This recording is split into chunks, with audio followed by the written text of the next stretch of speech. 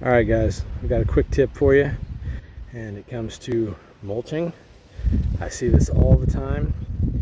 So this tree was mulched all the way up to here.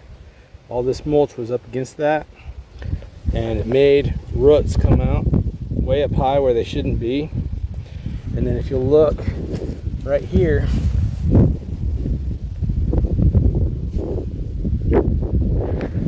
that's bottled. That means it's flared out right there. So basically that's indicating that we've got some girdling roots going on, and that's all due to the mulching pretty much. I mean, it could have been poor planting as well, but the mulch certainly didn't help anything. We've got another one over here.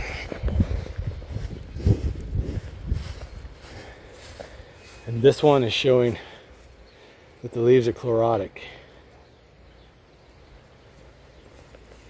And it's the same thing. We've got girdling roots. So I already pulled a bunch of them out, but there's more. It's a mess. Look at all of this.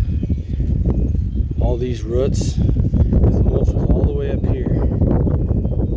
All these roots are just wrapping around the tree. There's a bunch that I pulled out over there. Those were all just wrapped around the tree. So do not mulch your trees really high.